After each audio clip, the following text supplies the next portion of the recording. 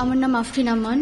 আমি আমার ছোট ভাই যিনি শহীদ হয়েছেন, ওর নাম সামি ওমর নূর। ওর বয়স মাত্র তার অধ্যয়নরত ছিল। গত 5ই আগস্ট যখন শেখ হাসিনা পদত্যাগ করেন, তখন সারা বাংলাদেশে কিন্তু একটা বিজয় উল্লাস তৈরি হয়েছিল। সাধারণ জনতা থেকে শুরু করে যারা আন্দোলনরত ছিল তার প্রত্যেকে কিন্তু রাস্তায় একটা আনন্দ উল্লাসে নেমে গিয়েছিল। আমার ছোট ভাইও তখন ওই বিজয় মিছিল অংশগ্রহণ করেছিল। সিলন ফ্যামিলি ব্লেন্ডের কড়ালিকার আর সতেজ সাদের পারফেক্ট ব্লেন্ডে স্বপ্নেরা মিলুক টানা। বিজয় মিছিলে অংশগ্রহণ করার সময় যখন বিএনএস উত্তরা বিএনএস ফ্লাইওভারের উপরে যখন অবস্থান করছিল, ওর হাতে একটা বাংলাদেশের পতাকা ছিল।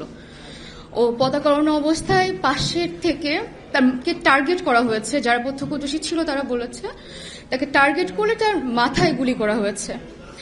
গুলিটা সাথে সাথে বের হয়ে গেছে। আমার ভাই ওই অবস্থায় রাস্তায় পড়েছিল।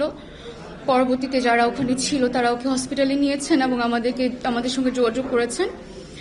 টঙ্গী সরকারি হসপিটালে ওকে নেওয়া হয়েছিল, কিন্তু ওখান থেকে বলা হয়েছে এখানে চিকিৎসা নিয়ে ঢাকা মেডিকেলে নিতে হবে। কিন্তু আমরা আমার ভাইকে চিকিৎসা দিতে পারিনি। আমরা যখন অ্যাম্বুলেন্স নিয়ে বের হয়েছি, সারা রাস্তায় তারা আগুন জ্বালিয়ে দিয়েছে, সন্ত্রাসী হামলা হচ্ছিল, গাড়ি ভাঙচুর হচ্ছিল। তারা সামান্য একটা অ্যাম্বুলেন্সকেও ছাড় দেয়নি। আমরা রিকোয়েস্ট করেছিলাম, গাড়িটা ছোট একটা বাচ্চা আছে, তার মাথায় বুলেট লেগেছে, তারা শোনেনি।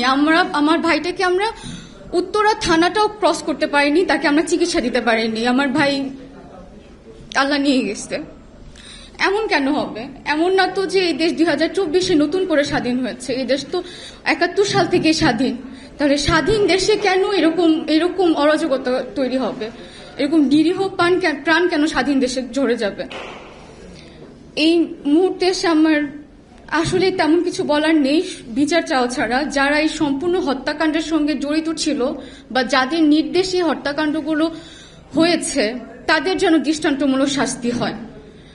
ইভেন আমরা দেখেছি যে অনেকে দেশ ছেড়ে চলে গেছেন, যারা প্রধান ভূমিকা যারা পালন করেছিল এই সম্পূর্ণ হত্যাযজ্ঞে, যাদের নির্দেশে এই হত্যাকাণ্ডগুলো হয়েছে, তারা অধিকাংশ কিন্তু দেশ ছেড়ে চলে গেছে। তাদেরকে দেশে আনা হোক এবং জনসম্মুখে তাদের শাস্তি দেওয়া হোক। আমার মতো শত শত মা বোনরা যেন তাদের শাস্তি নিশ্চোখে দেখে। তাদের করুণ অবস্থা যেন, আমাদের সন্তান হারা যে মা বোনরা রয়েছে তারা যেন তাদের করুণ অবস্থায় নিশ্চোখে দেখে।